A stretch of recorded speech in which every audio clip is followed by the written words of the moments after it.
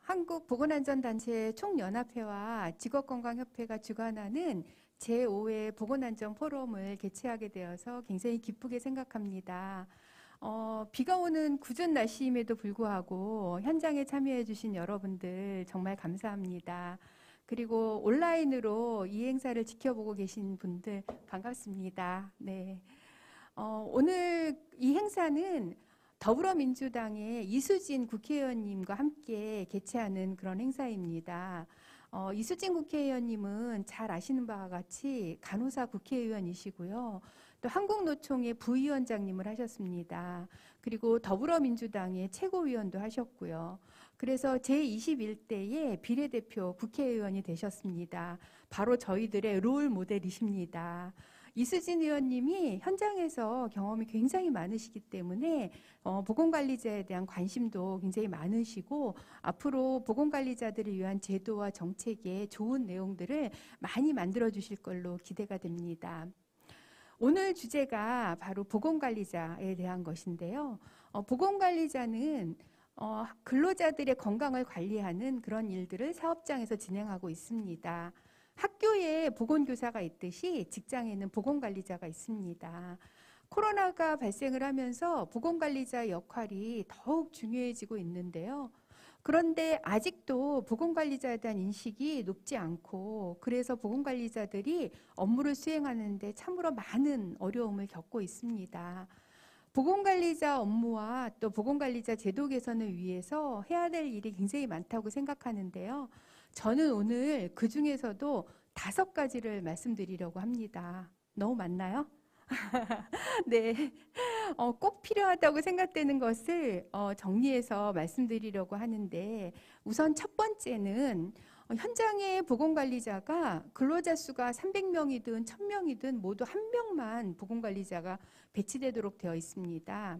산업안전보건법에는 근로자가 500명이 넘는 유해한 제조업은 보건관리자를 2명을 두게 되어 있고요.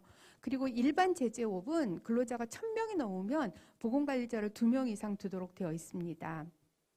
그런데 기업활동 규제 완화에 관한 특별조치법이라고 있습니다. 이 법에 의해서 근로자가 몇 명이든 상관없이 무조건 1명만 두도록 그렇게 완화가 되었습니다. 이 기특법이 만들어진 것이 1997년이니까 24년 된 법입니다. 시대가 굉장히 많이 변화되었는데 아직도 이 낡은 법에 의해서 보건관리자의 역할이 중요함에도 불구하고 보건관리자를 많이 선임하고 있지 못하기 때문에 반드시 기특법이 개정되어야 한다라고 생각을 합니다. 두 번째로는 코로나가 발생을 하면서 사업장에서 보건관리자분들이 감염관리를 위한 활동을 굉장히 많이 수행을 하고 있습니다. 방역 물품 준비하고 있죠. 그리고 확진자가 발생하면 어떻게 이것을 해결할까 하는 시스템을 구축을 하고 있고 또 보건교육을 시행을 하고 있고 개인위생 준수시키고 있고 그리고 또 코로나 블루 예방에 흡연관리, 비만관리 그리고 매일 일일 현황 보고까지 정말 바쁜 날을 보내고 있습니다. 기존의 업무에 더해서 감염관리까지 이렇게 수행을 하고 있는데 안타깝게도 산업안전보건법 시행령의 보건관리자 업무에는 감염관리 업무가 포함되어 있지 않습니다. 그래서 산업안전보건법 시행령의 보건관리자 업무에 감염관리가 포함이 되어서 보건관리자가 수행하는 감염관리 업무가 법적으로 당당하게 인정받으면서 수행되었으면 하는 바람을 갖고 있습니다. 세 번째로는 근로자의 건강을 지키는 보건관리자들이 사업장에서 열심히 활동을 수행함에 따라서 보건관리자가 있는 사업장에서는 확진자가 발생하지 않고 있습니다. 그만큼 보건관리자 역할이 중요하다는 것인데요. 감염병을 관리하기 위해서 가장 중요한 것이 백신 접종인데 보건관리자는 백신 접종 우선 접종에 포함되어 있지 않습니다. 정부에서는 의료인을 백신 우선 접종 대상자로 정해서 의료기관, 보건소, 요양원 이런 곳에 있는 의료인들이 모두 백신 접종을 하였고 학교의 보건교사도 우선 접종 대상자였습니다. 하지만 사업장의 보건관리자는 우선 접종 대상자에 포함되어 있지 않습니다.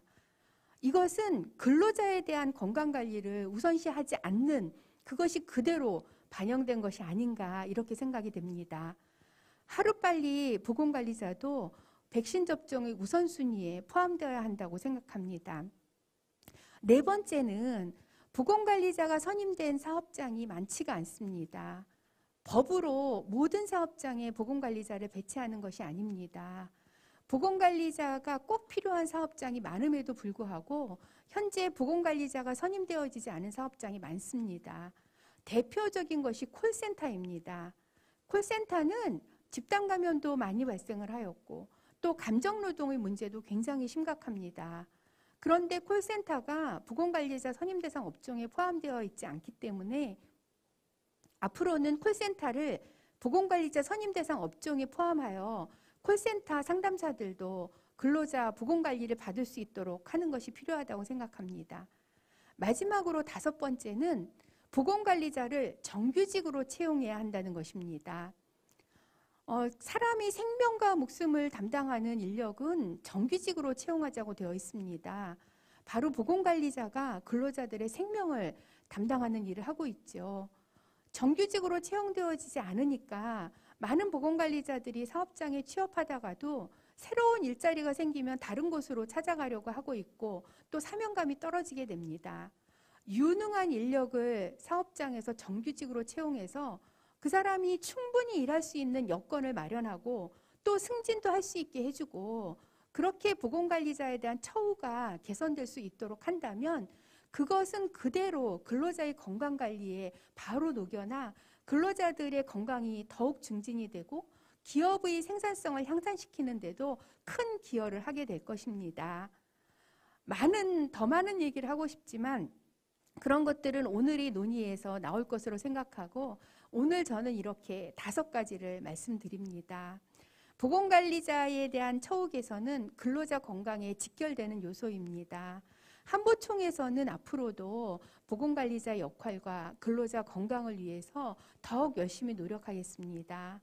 정부와 관련 기관 많은 곳에서도 보건관리자에게 깊은 관심을 가져주시고 보건관리자가 신나고 재미있게 일할 수 있는 여건을 마련해 주시기를 부탁드립니다. 감사합니다.